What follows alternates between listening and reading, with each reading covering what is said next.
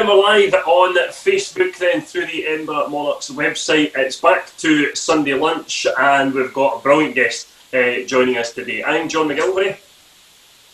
Yeah, and my name is Liam Rudden, and as ever we are going to be taking your questions on Facebook throughout today's broadcast. This is the one we've all been waiting for. It's John Campbell, and I'm sure there are a million and one questions out there that you've all been asking all season that you would like to have answered. Now is your opportunity to do just that. John. Yeah, thanks Liam. John joins us now, and John, it feels like an eternity ago since we said goodbye at the end of the last season, and you were telling Liam and I how good a job we were doing in the tower. How have you been keeping, and how's things been through lockdown? Well, I'm all's well with me. Thanks for the big build-up there. I hope I can match your expectations. Yeah, things have moved on a lot now. I've just come in from the garden, which is now my main hobby in life. I've got half the grass cut, and I'll have another half to do when I'm finished, and then I've got all the roses to trim and all the rest of it. So, yeah, life's completely changed over the past 5 months, and how could I possibly have believed in March, when we were more or less prepared for the start of the season, that it wouldn't happen at that point. It's been an incredible situation. Let's hope it can end as soon as possible, because it's difficult at the moment to see where we're going. How was your thinking at that point? Because you get to the kind of the end or the middle to the end of March.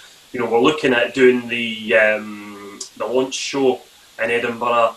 And then obviously word's filtering through, it might need to be paused. At that stage we obviously had no idea it was going to go on for as long as it went. What was kind of going through your head at that point? Is it right, it's okay, it's just a few weeks, or did you know perhaps that this was going to be a bit of a long-term thing? Of course, I'm no medical expert, so I couldn't judge what was going to happen. Of course, at the outset, I think everybody believed that after a few weeks all would be sorted, and off we would go, and life would get back to normal. I think as the months have gone on since, we very much realised that life will take a long, long time to get back to normal. And of course, we haven't given up on ideas of running Speedway this year. It will be a different kind of event if we manage to do that. John, talk us through the thought process and the discussions that were had as you realised that Speedway wasn't going to go ahead. And it must have been a very difficult decision. In many ways it would be dictated to you. But the process that you went through, making that decision to tell the boys they could go home, etc., etc. Yeah, the biggest problem that we had when the lockdown came along was that we had Josh Pickering and Kai Thompson in the country already, ready to run. And Josh in particular, Josh and I are very, very friendly and talk a lot, and of course Josh talks a lot in the first place. So he had phoned me on a few occasions. What should I do? What should I do? And of course I couldn't tell really at that time what he should do. And both with him and Kai, it was really a matter of they had to do what they thought was right for themselves. They both made it very plain that if they were required to come back the next week or the next month, they were on the plane, it was no problem. Thankfully, I didn't make any demands on them to remain in the country, because it would have been an awful time for them if that had happened. So they took the first opportunity to get back to Australia, and that was good news. Of course, the other riders hanging around in other countries and in UK wondering what's going on. Those in the UK, of course, would know what was going on and would be aware that nothing was going to start imminently in the UK. Those more distant, Lassie Fredrickson started riding Speedway quite early on in Norway, and was always keen to get across as quickly as he could. But eventually, of course, when it became obvious that we weren't going to manage to get any kind of crowds in our meetings any time soon, I had to tell them all that was it. This wasn't going to be the year for them. And I think, of course, it was obvious to everybody what was going on. It wasn't a UK thing. It was a worldwide thing. So it is a worldwide thing. So everybody knew that that was the decision, and there wasn't any other alternative way to go. So we're all sitting waiting for the chance, because whilst I've never ridden a Speedway bike, I think it's fairly obvious to me over many years now that if you get the chance to ride a Speedway bike, and once you become relatively proficient at it, that's the only thing you want to do in life. And that's become very obvious to me in recent weeks, that the disappointment from all these riders that they can't get on their bike and ride Speedway. How frustrating is it for you, John, that you have no control over the situation? I mean, I would imagine that must be the worst part of it at the moment. I think Alec, when he was on speaking to you, said, and that was always the case, it was completely out of our hands. The only time that I can ever remember such a situation arising before, that didn't in fact stop us running, but the foot and mouth disease situation back a few years ago now was going to prevent people moving around the country, and that seemed at that time that was going to stop Speedway running that year. And again, it was a situation. Well, what do? You know, you can't go and cure these cows, can you? You can't go and create the vaccine that's going to solve all problems at the present time. Initially, I hoped that something would happen that would allow us to run, but I think it became obvious to everybody that the best thing you could do really was stay at home and keep out of the way. You didn't want to catch it if you could manage to avoid it. That's still the situation. You're alluding to some Speedway, John. You said that it might not be the end of Speedway for this year. Is there anything planned so far? Is there anything that the fans can look forward to? We have a situation in Scotland that I'll put it another way. The ACU and SCB and BSPL, as they are now called, set about to get permission to run Speedway in the UK. And I kept telling the office at BSPL that we're different people up here in Scotland, and we've got different rules. And that absolutely is still the case at the moment. And although there's a hint of a Speedway match coming up, and there have been a couple of youth events down south, or there will be a couple of youth events down south, we're not in a position to do that in Scotland yet. Simply the rules don't allow it. There has been this ridiculous situation this week where Hearts have been stopped training because it's against the rules. And you think, well, that's just absolute nonsense. But if you go and read the rules, then it's not nonsense. And that applies to team sports in Scotland at the moment. And until that... John, I'm just, when you allude to Hearts there as well, when you see what happened last week with the Aberdeen players, you see the Celtic player who disappears off to Spain, how frustrating is that impact? Because these guys have been given a privilege to be able to go and do their sport, unlike Speedway. These guys haven't taken it seriously. That then filters down to for the want of a better expression, the lesser sports, if you like, and then it stops you guys moving forward. You must read that and go, this is putting us back maybe months. Absolutely the case, yeah. If the boys that have been given the chance to earn their living can't behave, then unfortunately that does drift down the stream, and it's impossible to tell if that's made any great effect to what rule changes might come up in a week or so's time. But the Scottish professional footballers are in theory under some control, whereas it's more difficult to control a more distant sport as we are, or for that matter, lower league football and amateur level sports. And it's amateur level sport we're trying to get involved in at the moment, and we're trying. So is there anything planned or anything for so far? So I'll give you a little bit of background of what's involved. Currently, you can't go down to the park and have a game of football. That's against the rules. That applies to all sports. So you have to get permission from Sport Scotland to play your game in the first place. We're going through that process at the moment. We've got no way of telling if we'll be granted permission or not. Although I would believe that actually, really what happens is that generally, if you put up a good case, you're granted permission. I think our case is very good, so I think we'll be granted permission. Can't tell if that will be, or I can't tell when that will be. That's the situation. But if we're granted that permission, then we'll certainly run. We've had preparations going on at the stadium for months to allow us to run. We have our pre-season preparations every year, and they've gone on throughout the summer. That summer, particularly, we had in March, April, and May, so work has gone on constantly to have the stadium at the best level it's been at in recent times. It would be a shame if we're not allowed to use it this year, but at the moment we're trying our very best to make it possible. There's no timescale on it other than when we get to October it'll be too late. So if we can get something organised, and it'll be initially it will be at amateur level. It will be I've already asked to stage a British Youth Championship match. I have permission. I'm on the list for that, but I don't have permission yet to do it. So that's a likely event, and I'm sure the Yale Devils would like a run on the track at some point also. But at the moment, I think there's a keenness from riders to ride, but the opportunity is not there yet. The clinical director, Leach, I said that they're hoping to have outdoor stadia and a small number of spectators from the middle of September. I take it you guys, you've said you've been working, I've seen that the odd picture here and there. I take it you guys are in a position then with the social distancing that you can say, look, if we get that opportunity, we're ready for it. Well, absolutely, that's the case. Yeah.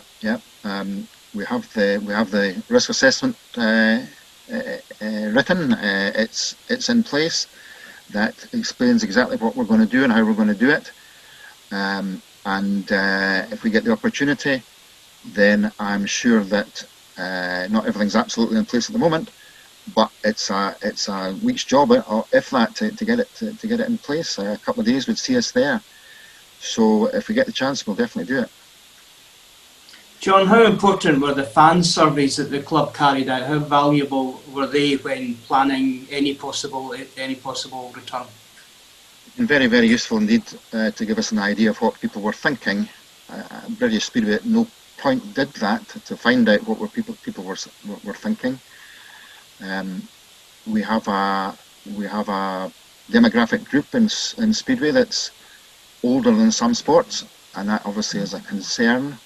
But very much was the case that if we can get the chance, we'll be there. And I think that everybody was appreciative that we had already planned at that stage how we would put the social distancing in place and what we would do to make it all possible for everybody to attend. And the confirmation that came out of all of those surveys was that if you can get the doors open, then we'll be coming through them. Talking about social distancing, John, in the theatre world at the moment, obviously, they are saying there is no way they can open a show now with theatre, with social distancing. So basically, there are no shows. Is social distancing something that you think can work in the stadium? And can you talk us maybe through some of the ideas you've had about how it would work, what it would look like? We've got something like, believe it or not, 300 seats in the stadium, and obviously we can set them available or unavailable with the appropriate markings. We have probably the most sophisticated ticketing system in British Speedway, and I'm sure that we could be, as cinemas are proposing to do, they'll sell you specific seats when they get the opportunity to open. We'll do that in the same manner, and after that, it's all about people being sensible. Of course, many of those watching today will have seen pictures from stock car meetings that have gone on down in England in recent days and weeks, and you shake your head and think to yourself, well, has anybody ever heard of social distancing? You'll not miss it at Armadale when you arrive at our stadium, because you'll have it in your face all the time. There'll be posters everywhere warning you about social distancing. We've got plans if necessary. Obviously, the the likelihood is that there'll be some restriction on the numbers that we can admit to the stadium, and if necessary, we'll open up other parts of the stadium to make it possible to get in as many people as possible. But obviously, if we're told you can have 100 people in, then it'll not be difficult to social distance them. If we have 1,000 people in, then I'll be saying yippee, because we don't often get that. But once again, we believe we've got the space to make it possible to social distance people in an appropriate manner. We've got all the plans in place. We're ready to go. John, how much of a financial impact has this had on the club? No Speedway, obviously, all season. Things like the Monarchs 100, the auction that Scott Wilson and the guys did an incredible job. How much of an impact has it had on the club? Of course, we've got some costs, but we've not got every cost that we would normally have, obviously. There are some meeting specific costs, not least the riders, that we're not paying at the moment. But there are other costs involved that, thankfully, that fantastic auction has kept our heads above water on that. What we've got to be careful of is that if and when we get going, and if it's next season, what we've got to have in place is we had a good response from potential sponsors. That were going to support us, and if they step forward again in 2021 for the Monarchs side of it, then all will be well. But what we can't tell, of course, is unquestionably that I know, of course, I'm an accountant, this has had an impact on business, and if our sponsor should fall away for next year, then that would be a problem to us. It's a critical part of our income. But for this season, we're ticking along. I see you both wearing lovely Monarchs polo shirts there today. Well, our 2020 stock is now available, or will be available on our website this week. So never misses it. If people would like to buy some of that stock when they see it online shortly, then that will help us as well, obviously. And the grand draw, the fans' trust, of course, are still going on at the moment, thankfully, and I'm grateful to everybody that's involved in that. And our sponsors in general have been able to carry on with their support, and they'll say that they'll support us when we get going again. So that's good news from our point of view. We've had gold memberships, and that was money in the bank for us for the season starting. Now, there were many pre-season costs that were paid out before this all came upon us. So we're grateful that the gold members have basically said yes, keep the money and carry it forward to 2021. So all these things mean that the financial situation at the moment is not critical. We're in a very fortunate situation. One or two clubs are paying rent to run no meetings. We're not in that situation. I'm grateful to the Cochrane family for that situation. So we're not in dire straits at the moment financially, but we've got to be very careful because we don't know how people will react in due course. Yeah. So it's good to hear that the club's on a kind of sound financial footing then, and we can look forward to returning in 2021, and if we can get the backing from the likes of What the Fork, who you stitched Liam up with that one, because I had me penciled in for about April for my sacking for mispronouncing the Fork part. I thought I'll be in John's office in about April, right? That's you out the door. But if we need them back, we need all the sponsors that we can get back. But it's good to hear that we'll be back in 2021, and we are fairly safe as it stands. I'll just show you something that came in this week. This is what the pandemic does for you. A race jacket's due in March. Oh. Yay! Nice. Arrived this week. So Looking good. It's the Monarchs. A little exclusive there, John. Yeah. And the Devils here as well. Stellar, Omadath. Brilliant. The sponsors there. So they've Really arrived impressive. 5 months later, 7 months early.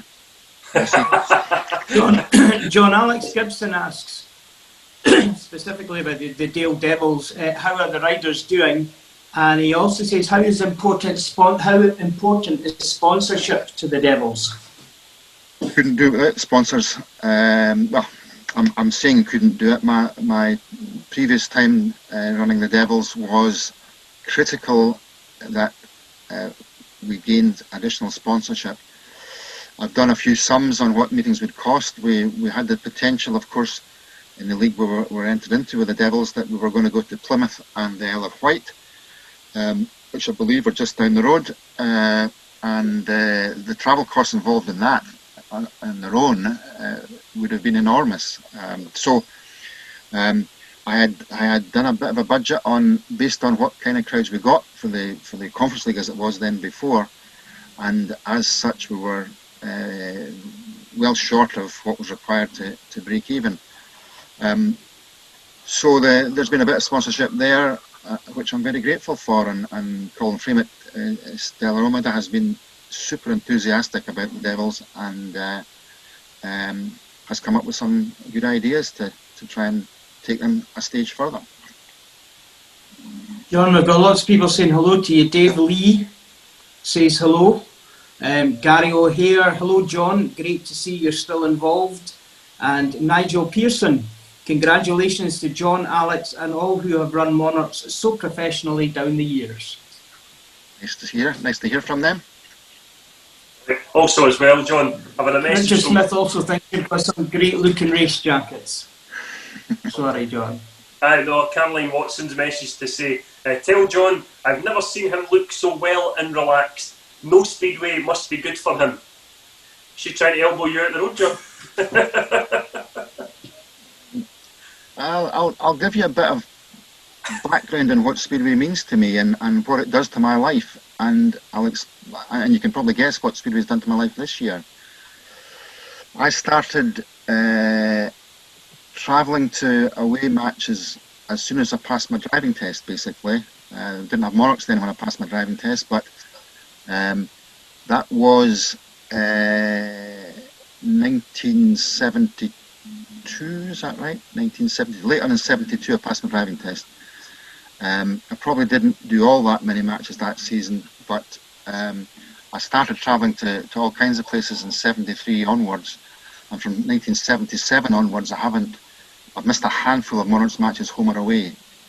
That requires me to travel, depending how many teams in the league, I might travel as many as 30,000 miles in a year.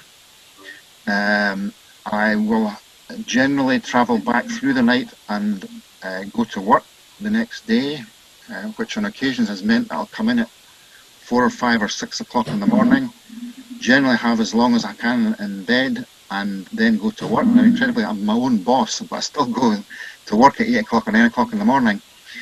I've done that consistently since 1977. This year, since March, I think I've travelled in my car not even 500 miles. It's sitting in the drive here beside me at the moment, and that's what it does. It sits in the driveway. Part exchange, John, give me a shout. I know just you didn't miss a trick. I've got, I haven't gone to bed, or I've rarely gone to bed in the last 5 months after midnight, which would be an unusual situation, both with coming back in from an away match or preparing for a Monarchs match on a Friday night. So all these things just disappeared overnight in March, and as I said earlier, my biggest hobby at the moment is doing my garden. I might previously have spent half an hour cutting grass and 10 minutes edging the lawn. I spend hours in the garden now, and it's the best it's ever looked. I'm no different from anybody else. You've got to find other things to do. If I've been in Speedway very, very active, I could have an away trip and a long distance away trips every week or twice a week. I'm at a stage in life now that the older you get, the longer it takes to recover from those long trips, of course. But they just completely disappeared. I've watched not much more television than normal, but I've already explained I've been watching ridiculous videos on YouTube because I've got the time to do it. So life has completely changed, but I'm not alone. It's changed for everyone. John, what was it about Speedway back then when you first discovered it? How did you first discover it, and then what was it about it that made it become such a massive part of your life? Well, I've got a very, very big Irish background in my family, and in 1965, my cousin, who he's a big football fan, and he travels around, still travels around to whatever football ground he can get to see. So he had come over from Ireland at Easter in 1965, and I can't remember if he went to see a football match during the afternoon, but he took me to the Speedway at Old Meadowbank on the Saturday night. First night of the season, as it was. I was 10 years old. It didn't mean anything to me at all. But what transpired thereafter was that our family home, which was much, much, much closer to Powder Hall than Old Meadowbank, you could still stand in the garden and hear the unsilenced bikes as they were then. You could hear them racing in the distance. And I would say to my father, we should go back to see the Speedway. And nothing happened in 1965, but then my mother decided that she would have her pals round one Saturday night, and my father said, let's go and see the Speedway, and it was Scotland versus England in May 1966. And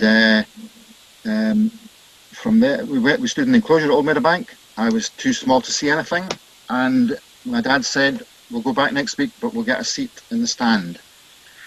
And throughout 1966 and 1967, we did that. We got a seat in the stand. My father used to phone up on a Saturday morning, and if he phoned in time, then we would get G1 and 2 in the grandstand at Old Meadowbank. But if he didn't phone in time, then another guy would phone up, and he would get G1 and 2, and we would get H1 and 2. And for the next season and 3 quarters, we used to swap around, because he would get in before my dad one week, and then my dad would get the following week. And that's how it all came about.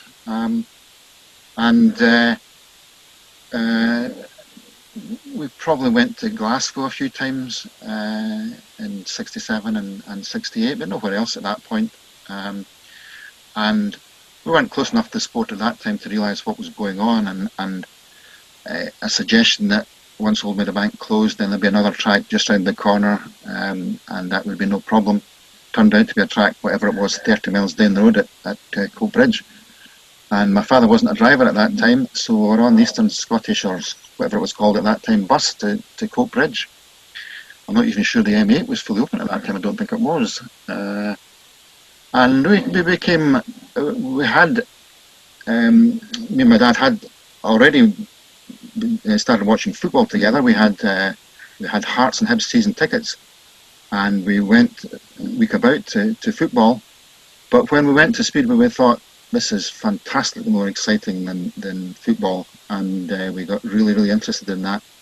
And I think it would be fair to say, I don't go to football now anymore, watch it on TV still, but at that point you would get such a thrill watching Speedway that if you went there after and watched a football match, then it would take a few weeks to come down to the boring level of Scottish football as it was then. And I mean, I'm a Hearts fan to an extent. I was a great Hearts fan.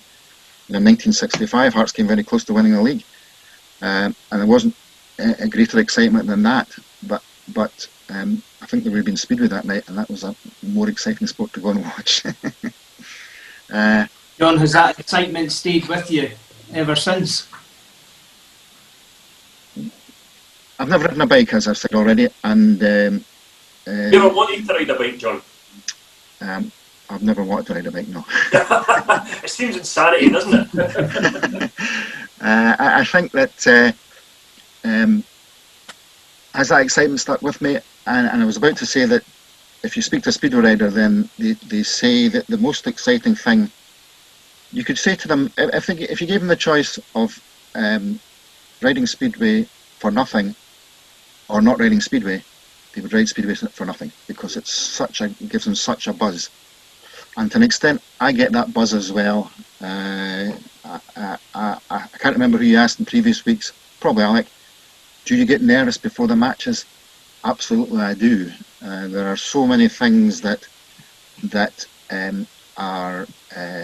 have to be right in my mind, and Liam being a bit of a theatre man, he knows it has to be all right in the night.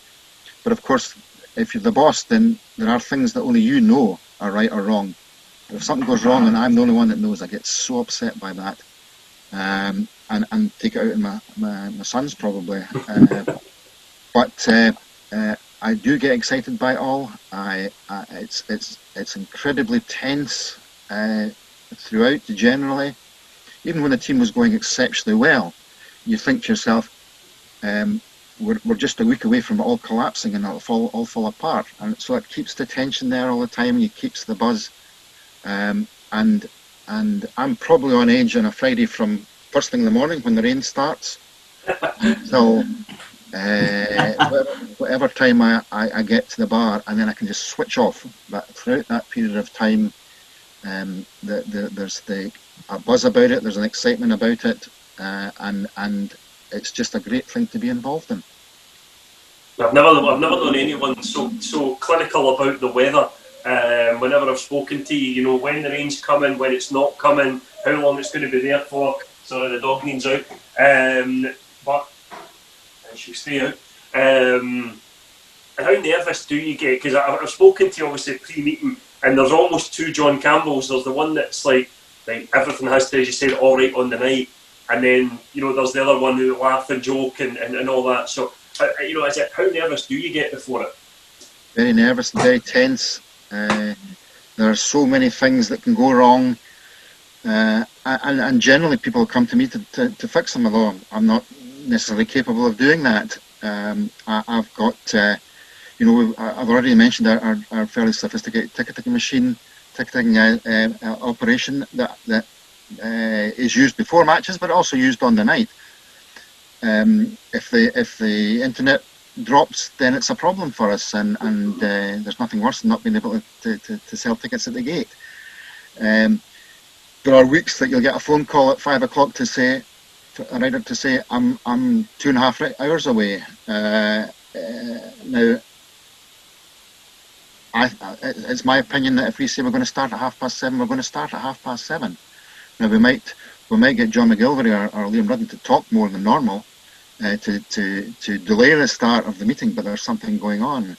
But then you're thinking, is that rider going to get here? There have been occasions that riders have turned up late. Can we get away with that? So many things, so many things that there are forms I have ready every week. Sometimes I forget to print the forms. What are you going to do about that? Well, we'll just have to scribble on a bit of paper instead. But these are the things that prey on my mind that make this not the slightest bit of difference to anybody else. But it can ruin my night. But thankfully, generally in recent times, we win the match, so that makes my night on every occasion. John, when you were a fan before you became involved in management and promotion, did any of that ever enter your mind that that's what the promoter would be doing? And and when you did get involved in that side of the sport, did it come as a shock to you that there was so much that you had to keep in your head?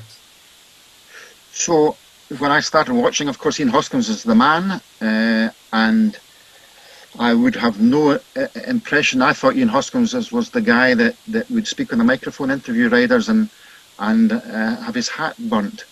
I would have absolutely no thought at all that he might be the man that might be organising all this event. And I'm a little bit different from Ian Hoskins. Ian Hoskins was in it to make money. He had to earn his living out of Speedway, so he had to perhaps stretch it a bit further than normal just to make sure that he earned his living. But of course I had no thought. I honestly thought he just spoke on the microphone. I didn't know who actually ran the show. I had no view on that. I'd already watched football at that stage. I was aware that football clubs had a manager. Now at that stage, when I started watching football, I think the manager and the trainer, as they were then, the two guys, they would run the whole club, and that would be it. So an extent, I would have had in my mind there must have been somebody running the Speedway. I wouldn't have known at that time. I don't know now where the Monarchs riders in 1966 were living. Were they local? Were they travelling in? I had no idea if the Scandinavians lived in the country or if they flew in and out every week. I don't even know that now. They must have stayed in the country because they wouldn't. We didn't have Ryanair, we didn't have EasyJet then, and travel was not high on the agenda at that stage for anyone. But I didn't think, because Speedway was all about you would go to the match on a Saturday. You might see the tiniest of reports in the Sunday Post on the Sunday, or the Sunday Mail. You would see good coverage in the evening news throughout the following week. You would get quite good coverage in the Scottish Daily Mail, where my uncle was working at the time. But that was it. So it was all about what's happening next. When's the next match? Because whilst you could read things in newspapers, it was nothing like what we have now. You couldn't read everybody's thoughts in the world about what was going on. You would have a newspaper reporter's views on what was going on, and little else. So if you wanted to know what was going on, you had to be there. You had to watch it. And Hoskins, of course, was the greatest at creating the situation that made you want to be there. I think we do very well in doing that as well, I've got to say. But I couldn't have any idea of what was involved in actually staging a Speedway meeting until I got more and more involved in doing it, and believing, rightly or wrongly, I can do it better than the man that's doing it just now. I don't know if I've ever managed that. How did it come around then, John, from going from a supporter to a promoter? Tell us your story about how you got from that one stage to the other. When Powderhall opened up, I had no connection with anybody. I went along as a fan at 22 years old at that time. I had done extensive travelling to watch a team called the Tigers, I think they were. A couple of years before that, so I was used to travelling. I had no hesitation in going to Monarchs' first match at Scunthorpe when the 1977 season started. But I had no connection with the supporters club. I didn't know anybody. I'd never heard of Mike Hunter. But bit by bit, I got involved in the supporters clubs, and lots of them at that time when Powderhall opened up. And I eventually became the travel convener of Stockbridge branch, who were running the buses to away matches. And my knowledge of having been to probably at that stage the vast majority of these tracks allowed me to run the buses to the away matches. I think I did that quite well, to be honest. We had quite a lot of supporters going to away matches at that stage. Of course, quite a lot of people watching the matches at Powderhall in the first place, and that obviously helps the away support. I became the chairman of the supporters club thereafter, and Mike Parker sold out to Tom Cook in 1982, and I became friendly with Tom Cook and gave up the supporters club and tried to help Tom in what became a very, very difficult situation for him. I became a promoter then in 83, was it, or 84? And we had a situation there there was me, Tom Cook, and Tony Franchitti. And Tony was very much the money man at that time. He absolutely kept Edinburgh Speedway going, because if it wasn't for the money that he was pumping into it, then we would have completely fallen flat. We had that disastrous time in 84 and 85 when we finished bottom of the league. And we had immense divisions within the promotion at that time. And at the end of 1985, it couldn't go on. We'd reached the point that it was a disaster. The disaster had happened, and we couldn't go on. And at that point, there was a group of us that gathered together to establish how it could continue, and took control in 1986. And the incredible thing is that those involved at that time are still involved today. And it developed from there. Douglas Newlands was the main promoter in '86, and he did most of the things. He got Les Collins to come and ride for us incredibly, and we should be very grateful that Les did that. And we should also be very grateful at that time that Les was owed a substantial sum of money at the end of the season, because we had underestimated how much money Les could earn in that season, and Les accepted that situation and accepted a drip payment situation, and eventually we got there. And to an extent, lessons were learned then. And Speedway at that time was about Speedway. We hadn't got to the situation that winning actually should be the most important thing. We did a bit of winning, but losing was up there in the agenda also, and it wasn't until really we got to Armadale that it became obvious that we could actually win. And it was a mindset, a reality situation. You've got to believe you can win, and that's what changed the whole situation. I think previously Speedway was the winner. We're going along to run Speedway, and then we got to the situation that we can win things if we actually put our mind to it. If you act in a professional manner, guys, we can actually win things. Or for some riders, if you act in an unprofessional manner, we can still win things. Is it as simple as the mindset, John, to move from Powder Hall to Armadale? I mean, we've been so successful at Armadale, certainly in comparison to Powder Hall. Was it just as simple as the mindset? Yeah, I think it was, to be honest. I think that's the difference. I do believe that. I think I can tell now that their teams don't care if they win or lose. Their promoter, their management don't care. We've come to fulfil a commitment. We've done it. We'll get the local junior to ride for our team because we can't be bothered dragging somebody from down south that we might have more control over. I think that's never our mindset. We'll drag the junior from Edinburgh to the south coast of England because we know the guy, we know what he's capable of. We might be able to influence in some manner. At least I'll recognise him. And I mean, that's been a challenge on one or two occasions, but that's part of the scene. I think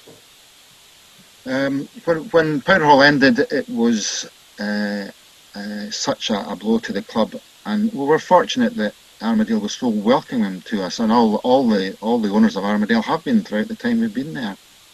But I can remember when we were perhaps fortunate at that time. Ronnie Anderson was still very much in business, and he put in so much to get that place up and running. And if you recall, it rained all day in the first day, not enough to call off the match. And we opened the gates to what I thought was a very disappointing crowd. And the crowds remained very, very disappointing for the first few weeks of the season. And I thought, what have we done here? We've put a lot of money into this place to make it a speedway track, and nobody wants to come and watch it.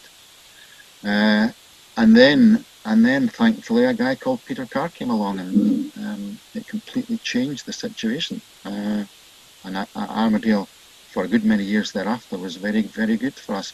And I think, of course, Les Collins had been very, very good at Powder Hall, but Peter Carr became so good at Armadale that we thought, well, maybe we can get a team that can actually win something. And we did a bit of planning in putting the team together to make that happen. It wasn't just we'll gather them all together before 2003 and it'll happen. It was planning before that to make sure we had the guys to improve. That's what it comes down to, improve their averages. John, time and time again when we talk to riders on these broadcasts, they mention that Edinburgh Speedway is a family. It's the family feeling that they get. Everybody looks after each other.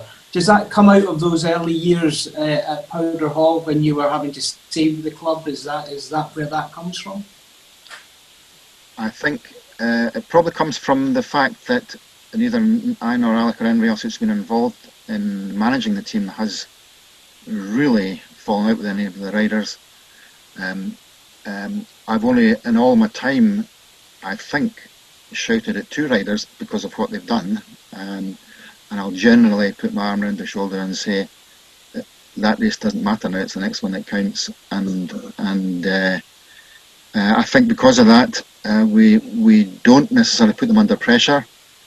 We try to build a happy family situation. You're an important member of this family. We want you to go out there and do well for the family. And professional sport's all about getting into the players, the riders' minds that they can't let their teammate down. That's what it comes down to. You can't let your teammate down. And when you get that, then they don't. They don't let their teammate down. They'll take that extra step to ride beyond their ability, or to ride up to the maximum of their ability, so that they don't let their teammate down.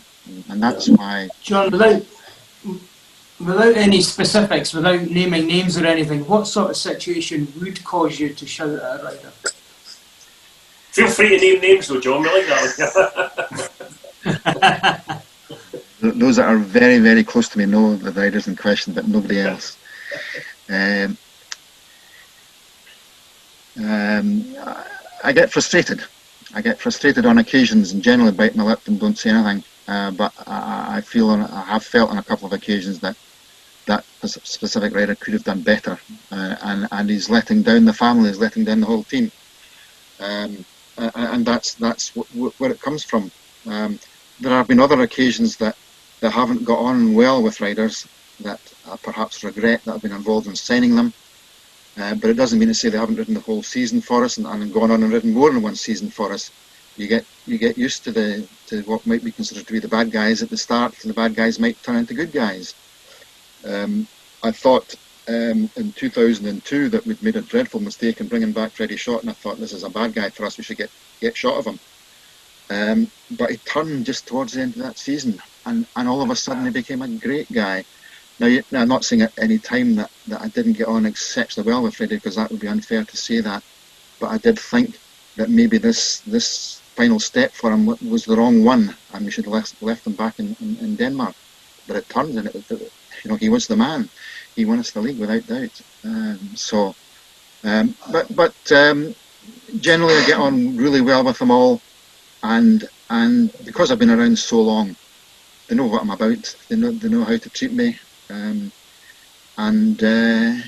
well, they don't. I'm not saying there's a big line to step over, but they don't step out of line. They know how to treat me, and they'll get it back in the same manner. I'm loving all this talk of the family and that, John. I'm going to have to start calling you Tony Soprano. Do you think that also comes from your family as well, being so involved, Elaine, in the T-Bar? The boys are doing so much. I think the boys deserve a lot of credit for a lot of unseen work that they do, the amount of time they spend at the track. They're behind all these broadcasts as well. It was them that came up with the idea, and they do so much work for you. Is there a line here where you're looking to say, well, there will be a point in a number of years down the line that you'll have to pass the baton on, if you like, to the boys? Of course, I've got to be very thankful for my family, to my wife Elaine, who I met at the Speedway, needless to say, and they've allowed me to do what I've liked with Speedway, really,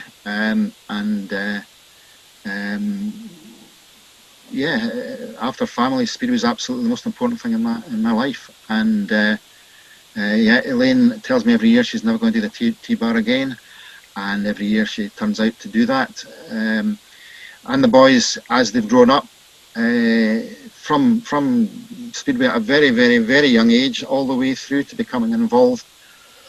I don't want to get all the glory, because I've still got some ideas, but I don't have the ability to carry them through anymore, and I need others to be able to do that for me. But the boys have taken on an immense part of the job now. My younger son Gordon is doing the track, and he's very, very lucky that he's got a boss that allows him to have Friday off to go and do that. Graham does some very, very clever things on computers that other clubs probably don't do, because they'd have to pay for them. We're in a situation that Graham does it for nothing, and he does them very, very well. But between Graham and Gordon, they work well together. I don't actually know if they speak, but they work well together. I guess they must get on. And they're constant ideas, constant, and sometimes I've got to say that hang on a second, we let me catch up. You know, I can't keep up with this. And as a club, I think we're very, very lucky to have them there, and we're very lucky to have Elaine making cups of tea. You extend the family as well. If you know, the guys like Mike Hunter, obviously Alex, who's done the job alongside you, Ronnie Anderson, Jeff, all these guys. The club really does have a kind of family feel to it. Is that how it feels being in that, if you like? We've grown up together again. The situation, I said the guys involved in 1986 are involved today. We're a bit older now, of course. We're all a bit older now, but it's the same guys. If you go to Armadale and look for somebody, you'll generally know who to go and speak to for whatever subject they may be, because you'll have been there last year and they've been doing it. You'll have been there a year before and they've been doing it. And we all know how each other works. We all know what jobs we've got to do. Yeah, we get on that basis. I think going back to the boys, my own boys' situation, we need them to be telling us what to do, because as you get older, you get into a routine, and you maybe don't see that important step that you should take to move it on a bit further. So we need young ones involved as well. We're always looking for other young people to come and help us. Anybody wants to do that, only has to send us an email, and whatever it is, you've almost certainly got the job. John, I've got a question here from Dave Cunningham, saying, since the days of Old Meadowbank and Powder Hall, what do you think is the reason that Edinburgh Council just don't seem interested in wanting Speedway in the city? Can't answer that, but what I can say at the moment is that recently they had they issued details of, or they said they were considering the local plan, what's going to go on in the city of Edinburgh in the next 10 years. And it's revised every 10 years, I think. And we were asked to make a contribution to that. Gordon, my younger son, went to a meeting out at Juniper Green Village Hall, I think it was, and spoke to somebody there who actually heard of Speedway. That was a plus. The council are about to issue detail of what consultation they had with various people with regard to the Edinburgh local plan. And there were 1,700 people who consulted on that local plan and said, we want this in Edinburgh, we want that in Edinburgh, we want cyclists on the pavement, we want cyclists on the roads, and all that kind of stuff. But 27 people spoke about Speedway out of that 1,700. It may seem a very, very small number, but I think if you go outside of the normal things, as I say, the producing cycle lanes and pedestrian areas and all the rest of it, if you go outside of that area and go and look lower down, I think we will have had as high an input to that local plan as any other organisation looking to have something within Edinburgh. And because of that, Edinburgh has had some talks with us about what should happen with Speedway in Edinburgh. Now, I'm not saying that's going to come to anything. Recent history would suggest that nothing is going to come of that. But at least if you're knocking on the door, then there's got to be a chance, because if you don't knock on the door, you've got no chance. So we're knocking on the door. We're knocking on the door of all Lothian councils, saying, do you want us to produce for you a local attraction? And that's what we are. And the minor interest is shown, so we can't rule out anything as to what might happen in the future. We've put a lot of work into Armadale over the years, and people say to me, why don't you just go and buy Armadale? Well, you don't have the money, of course, that's one thing.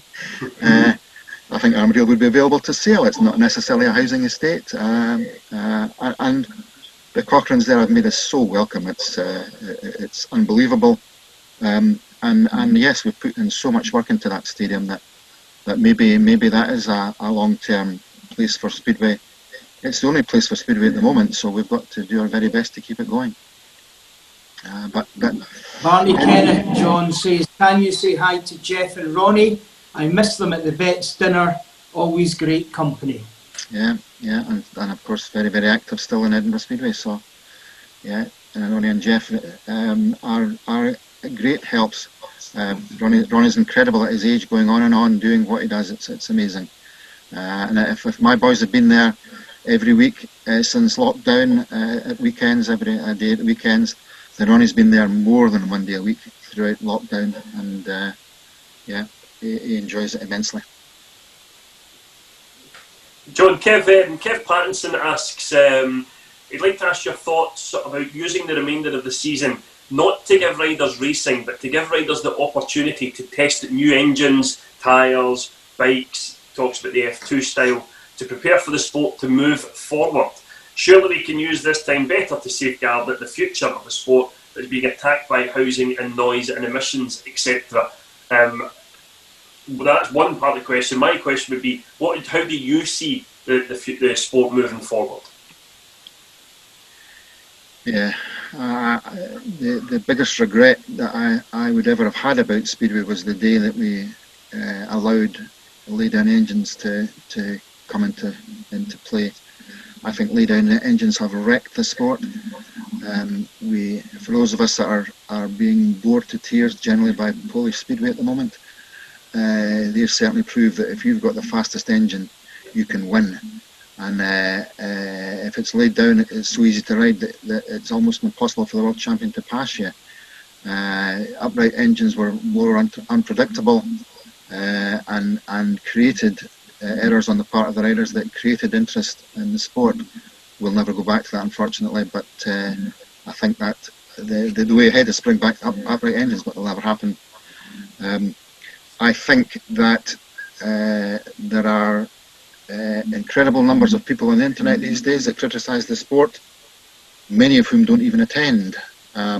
I think we've got a very, very good product still. I think that when you've seen some of these EMTV meetings, the racing throughout Armadale's time and Powder Hall time, on occasions is excellent. Not every meeting's great. It's not every meeting's great today. Not every meeting's great in Poland today.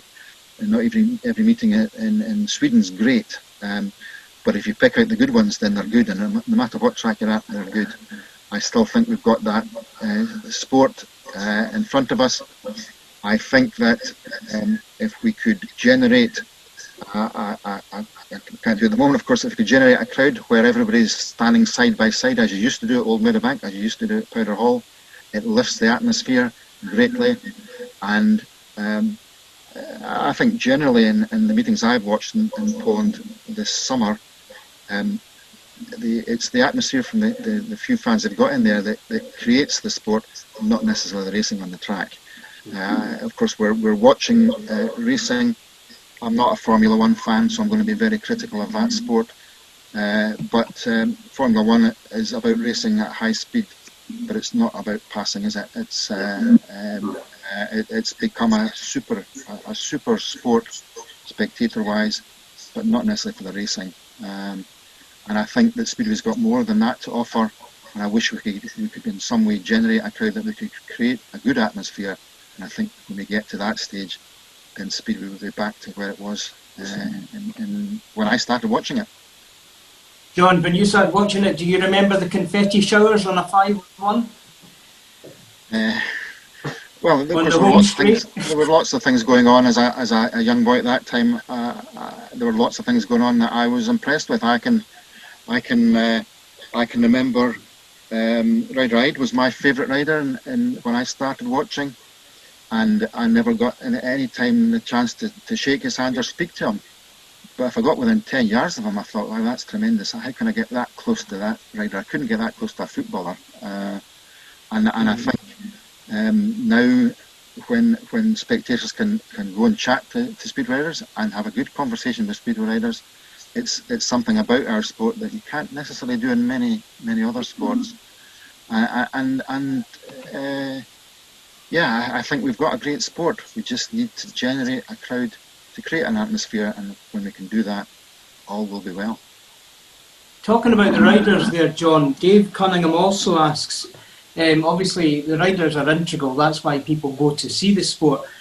As a promoter, do you think there should be a change to the rules that allow clubs to drop riders fairly easily, that there should be a change that allows them to have more protection once a club signs them.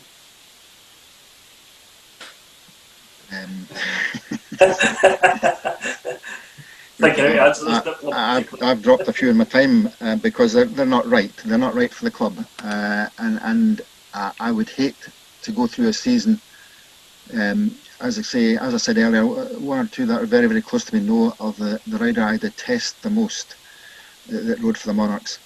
Thankfully, I was able to get rid of him fairly quickly into the season. He wasn't right for the club. We made a mistake.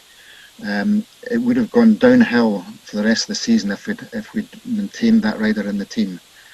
And that happens. It happens. For whatever reason, it happens. I think I'll give you Jai Ether as an example. It wasn't working for Jai with us. No matter how hard he tried, he couldn't get round our track. We would have finished his career in British Speedway if he'd ridden a season for us, because his confidence would have been shot to pieces. It was the right thing for him to move on, to go on somewhere else, to a track that better suited his ability. He won't thank me today the way it happened, but he might say in 50 years' time, I was grateful to John Campbell because he did the right thing for me at that time. And there have been others like that that you've got to say, it's just not right. It's not right for him. It's not right for us. I would hate to move away from that situation that he'd have to endure a season with us, and we'd have to endure a season of him. Endure is a tough word. Sometimes it is, though. Well, obviously, you've been a promoter with the Monarchs since the kind of mid-80s there. You get to Armadale, you say it's about mindset, and you think we can actually start to win things. How then did it feel? Because obviously there's so many emotions when you win that league in 2003. What was the overriding emotion? Was it relief? Was it joy? How did you feel when you got over the line? I can't remember. All of them rolled into one. I mean, of course, that season had been building to what appeared to be the obvious conclusion. We had done our homework. We had put things together. That we had riders that were going to improve their averages. We got a fantastic team spirit going, and it just fell into place. And I suppose it was just a matter of when's it going to happen? When's it going to happen? And I think when it happened, I suppose the first feeling was relief. We've done it at last. Joy after that, of course, that we'd managed to do it. I seem to recall there was a fair amount of alcohol involved at that night as well, and it was just such a great feeling to be involved in something that had worked really, really, really, really well, and it was a huge. I've said earlier that I like, or it's always been my aim to present a Speedway meeting or present a team in a manner that I would enjoy myself if I was watching, and that's what I set out to do. And I think when we managed to win the league, I think that was I'd reached the very, very top there of all the things I'd tried to do in my time, and I had hoped then that I presented to the supporters what they had wanted also. I'm sure I did. That first time we did it was fantastic. And what's been all the title wins, what's been your favourite? I mean, the Incredibles team, as we called them, was such a good team. Yeah. Stevie Worrell at reserve and a superstar from day one. We couldn't go wrong. We couldn't go wrong with that team. And but I've enjoyed them all. I wouldn't like to say, the strange thing is that when I started watching the Monarchs team in 1967, fourth in the league, but so close to winning the league, just a couple of matches we'd have taken to the Monarchs in 1967 to a league winning team. That was the best league in the world at that time. And the Monarchs were so close to winning the best league in the world at that time. And I sometimes argue with Alec, who said that Incredibles team was the best Monarchs team ever. And I'm saying, no, the Monarchs team of 67 when I was only a fan, I didn't know anything about it then. That team had to be very, very good because they were so close to winning the world's greatest league. But I've enjoyed very much all the league teams that we put together. I say all the time, I like being with them when we're doing well. I like being with them when we're doing badly, but I like really being with the riders when we're doing well because the camaraderie is fantastic. It's such a pleasure to be involved in it. I'm very, very much older than every member of the team, but they don't treat me in that manner at all. And I try to be one of the boys to an extent, but to appreciate that I am a bit older and I can't do things that they can. They're much fitter than me, but I try to be very much part of the team. If I'm doing the team manager's duties, only away matches I do, but I'll be part of the team. And because I'm the old guy, if they've got a problem, well, I'll do my very, very best to sort it for them, whatever it may be. Alex very much of the same mind. If there's a problem, then maybe we're the daddies in the family. We'll sort it for you, son. Don't you worry, and we do. And looking forward, John, to next year, what is the plan that we will be able to enjoy the 2020 team in 2021? Of course, I think that's generally the league intention. The intention of the championship to use the 2020 teams in 2021. That's our thought. I've already spoken to all the riders on that basis. I'm expecting them all to be back in the team in 2021, and they've all said they will be. And it would be great to think that the whole league will set up in that same manner. And it will be the intention. That's what the league intention will be. But what we can't tell is that circumstances may change that situation. I think every team will want to bring back all the riders, but of course they're all a year older. Some of them, probably for the first time in their lives, have actually got themselves a job, and they might have got used to actually working rather than playing.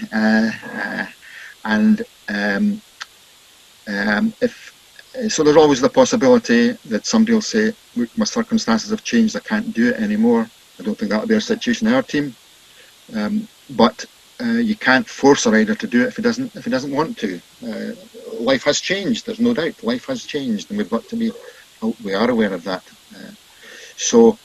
But I've spoken to all our 2020 riders, and they're all very, very keen to be back in 2021.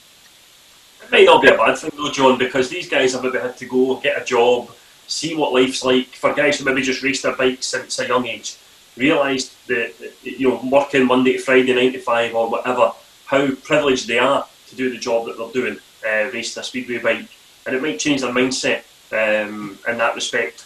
Time will tell, I guess. Mm-hmm. Yeah, many of them, some of them, have been working. I'm aware of what riders are doing at the moment, and you're very fortunate if you can hold another job and ride speedway at the same time. Although one thing I do know from my early days in watching speedway is that in the world's best league, many of those riders had another job, and I think if we could get back to that situation now, then I think at our level in speedway, it would be better for our level of speedway. I think that they should be able to. I mean, to be honest, I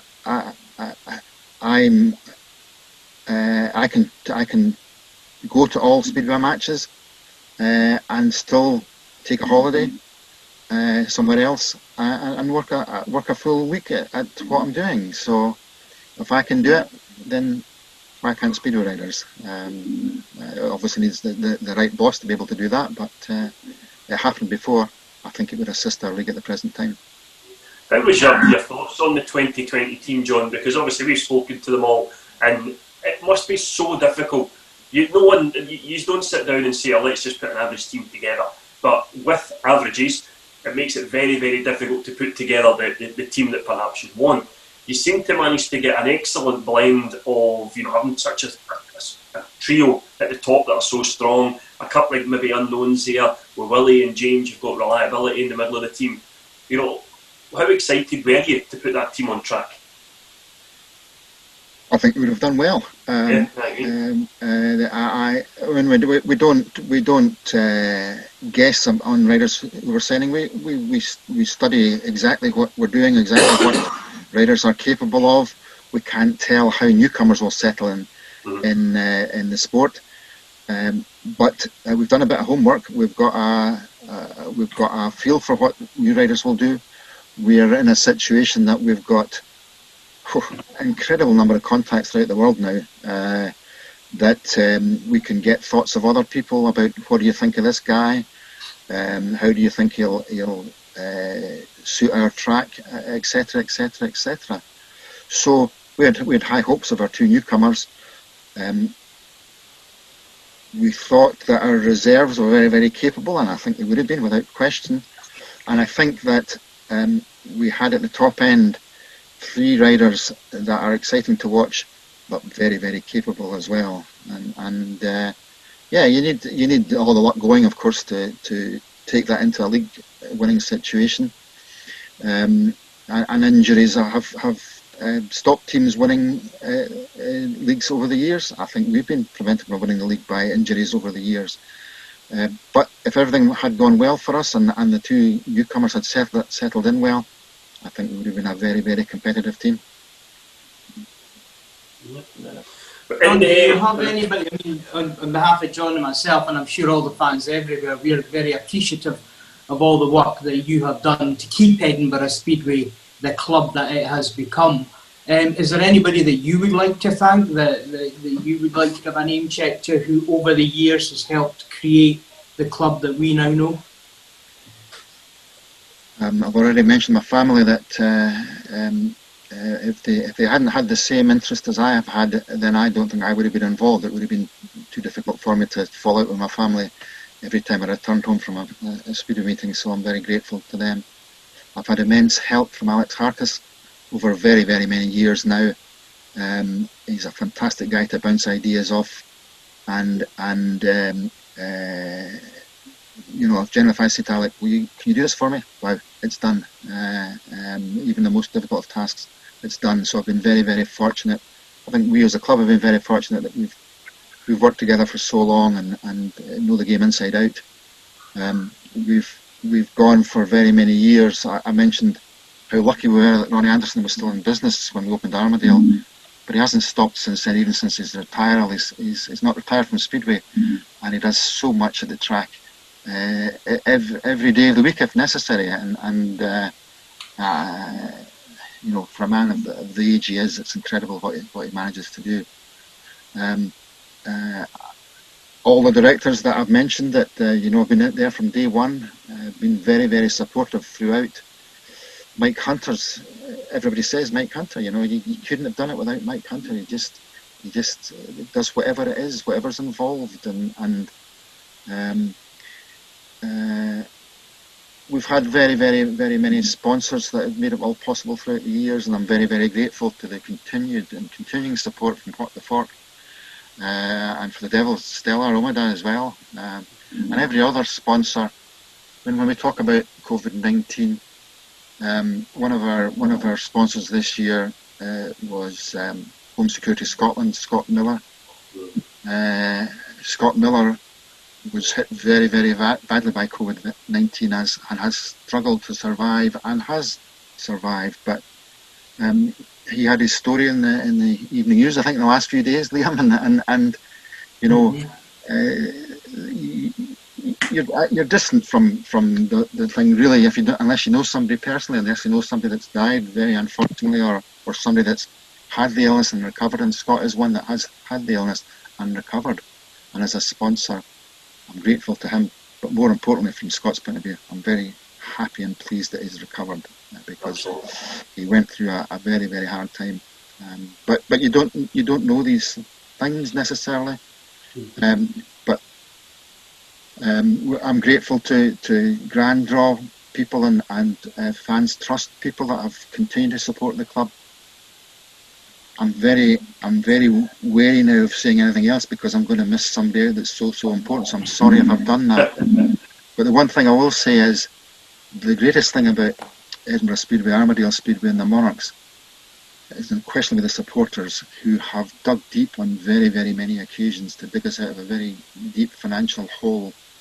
And I've come along, I'm not expecting anything other than a Friday night's entertainment, maybe the odd league title, maybe the odd cup win, but generally just say, if you need our help, just give us a shout, because we're there.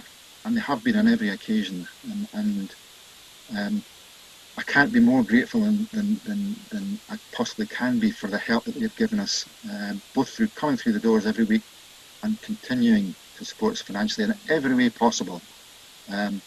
We unquestionably have the greatest financial support in British Speedway. There is no club that comes anywhere near matching what our supporters do for us.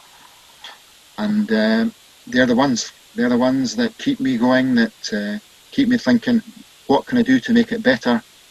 What can I do to make us win? What are we doing at the moment that I wouldn't like if I was coming through the gate on a Friday night? Because if I don't like it, then there'll be somebody there that doesn't like it, and I've got to sort that, and we will. So we do everything we possibly can to help everybody to attend. Brilliant stuff. I'm glad we're not paying you by the minute, John, because we're well over an hour here. He's been an absolute gentleman. Before we go, I'll tell you how much of a gentleman John is. 2006, he said to me if I could get involved with helping marketing. I says, "No, yep, brilliant." He says, "Come along to my office, we'll have a wee chat about the job, the role, what's expected of you." Brilliant. The night before, I'm reading FHM magazine, mid-20s, lads, and they've got a moisturiser. I said, "I'll have a bit of that," and you can pat it on. I wake up the next morning, I'm like, you know when you go to McDonald's and you get a coffee and you hand it to you and the girl's got the orange arm? Well, it's had a hint of fake tan in it. So I've turned up. He didn't even mention it. That's how much of a gentleman John is. He didn't even go, what happened to your son? What's going on there? Didn't even mention it. But no, listen, John, it's been a fascinating interview. We're well over an hour, and I've got questions here that we haven't even scratched the surface with. Well, listen, I'll tell you what, John, you've got the track record for Sunday lunch, because it's the longest Sunday lunch we've ever done. There you go. You know, when we started doing this at the beginning, and the riders struggled to get to half an hour, I thought it was half an hour's the time. And then when we got better speakers, not better speakers, all riders were good speakers, but people had more of a story to tell. Then we kind of drifted towards an hour. I see we're well over an hour. If you were going to pay me for this, yeah, it might be quite expensive, but and all the money I put in the Speedway and my time involved in it, just in the travelling, but it's been a real pleasure to do this today, a real pleasure to be involved in Speedway. And if I've given anybody pleasure by doing what I've done in Speedway, I'm very, very grateful to have done that. And I'll go on doing that as long as I possibly can. We all get older. We've missed a year now, and got a year older. If we can get something going this year, we will, because we think the supporters there, some of the supporters want to come out and see it, so we'll try our very hardest to do that. But if we can't do that, let us hope that when we get to March or April next year, we'll have the Monarchs on the track and the Stellar Devils on the track, and we'll have a marvellous situation that we would have enjoyed this year. Although, of course, the one thing I have noticed generally on a Friday night this year, more than normal, is that it's been raining.